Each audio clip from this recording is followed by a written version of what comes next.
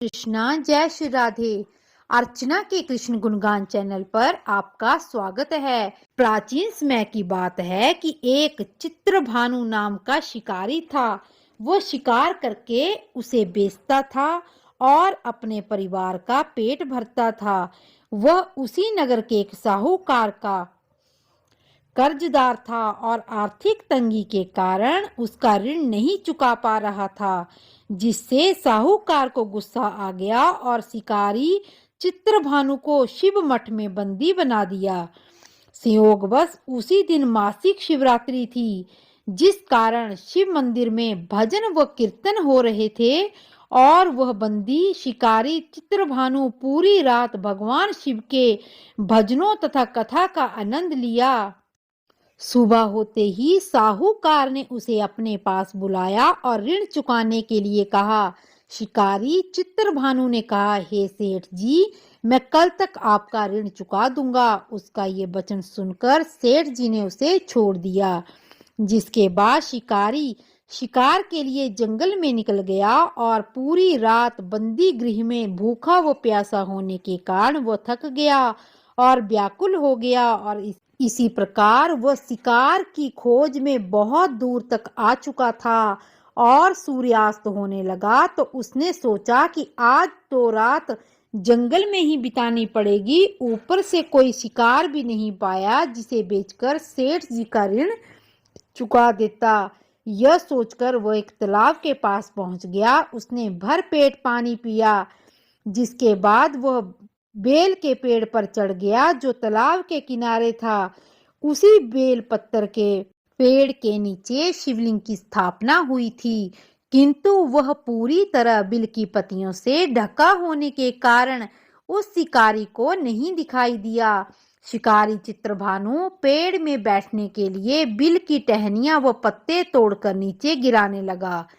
संयोगवश वे सभी टहनियां व पत्ते भगवान के शिवलिंग पर चढ़ते गए और शिकारी चित्रभानु रात्रि से लेकर पूरे दिन भर भूखा प्यासा था और इसी प्रकार उसका मासिक शिवरात्रि का व्रत भी पूरा हो गया। कुछ समय पश्चात उस तालाब पर पानी पीने के लिए एक गर्भवती हिरणी आई और पानी पीने लगी। हिरणी को देखकर शिकारी चित्रभानु ने अपने धनुष पर तीर चढ़ा दिया और छोड़ने लगा तो गर्भवती हिरणी बोली, तुम धनुष तीर मत चलाओ, क्योंकि इस समय मैं गर्भवती हूँ और तुम एक साथ दो जीवों की हत्या नहीं कर सकते हैं, परंतु मैं जल्दी ही बच्चे को जन्म दे दूंगी और मैं तुम्हारे पास आ जाऊंगी, तब तुम मेरा शिकार कर लेना। उस हिरणी की बात सुनकर चित्रभानु ने अपने धनुष को ढीला कर दिया और इतने में वो हिरणी झाड़ियों में लुप्त हो गई। ऐसे में जब शिकारी ने अपने धनुष की प्रत्यंचा चढ़ाई और ढीली करी तो उसी दौरान कुछ बिलपत्तर के पत्ते झड़कर शिवलिंग के ऊपर गिर गए। ऐसे में शिकारी के हाथों प्रथम पहर की पूजा भी हो गई। कुछ समय बाद दूसरी हिरणी झाड़ियों में से निकली। उसे देखकर शिकारी के खुशी का ठिकाना नहीं रहा। चित्रभानु ने उस हिरणी का शिकार करने के लिए अपना धनुष उठाया और तीर छोड़ने लगा तो हिरणी बोली, हे शिकारी, आप मुझे मत मारो, मैं अभी ऋतु से निकली हूँ और अपने पति से बिछड़ गई हूँ। उसी को ढूंढती हुई मैं यहाँ तक आई हूँ। मैं अपने पति से भेंट कर लूं और उसके बाद तुम मेरा शिकार कर लेना। यह कहकर हिरणी चली गई। चित्रभानु अपना 2 बार शिकार खोकर बड़ा दुखी हुआ और चिंता में पड़ गया कि प्रातः सेठ जी का ऋण कहाँ से चुकाऊंगा। तब शिकारी ने दूसरी हिरणी का शिकार करने के लिए धनुष की प्रत्यंचा चढ़ाई तो कुछ बिलपत्तर के पत्ते झड़कर शिवलिंग के ऊपर गिर गए। ऐसे में उसकी दूसरे पहर की पूजा भी संपन्न हो गई। ऐसे में अर्धरात्रि बीत गई और कुछ समय बाद एक हिरणी अपने बच्चों के साथ तालाब पर पानी पीने के लिए आई। चित्रभानु ने जरा सी भी देरी नहीं की और धनुष पर प्रत्यंचा चढ़ाई और धीरे से तीर को छोड़ने लगा। इतने में वो हिरणी बोली, हे शिकारी, आप मुझे अभी मत मारो। यदि मैं मर गई तो मेरे बच्चे अनाथ हो जाएंगे। मैं इन बच्चों को इनके पिता के पास छोड़कर आऊं, जिसके बाद तुम मेरा शिकार कर लेना।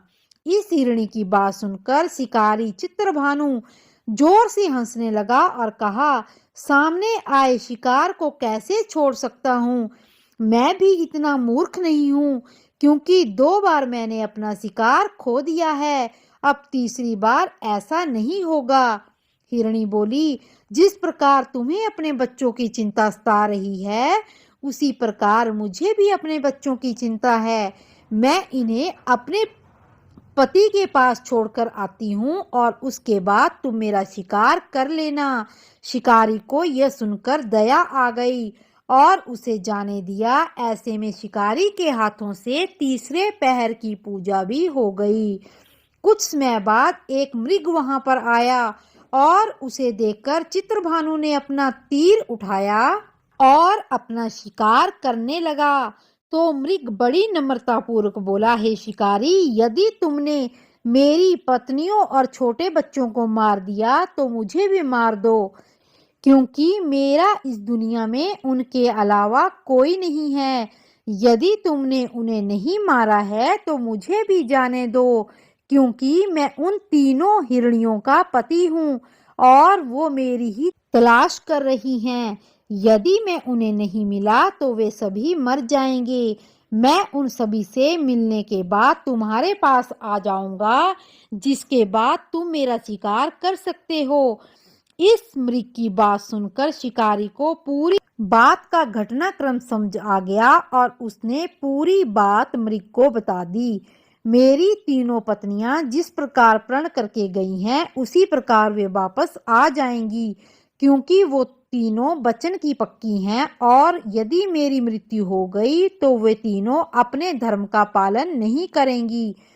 मैं अपने पूरे परिवार के साथ शीघ्र ही तुम्हारे सामने आ जाऊंगा।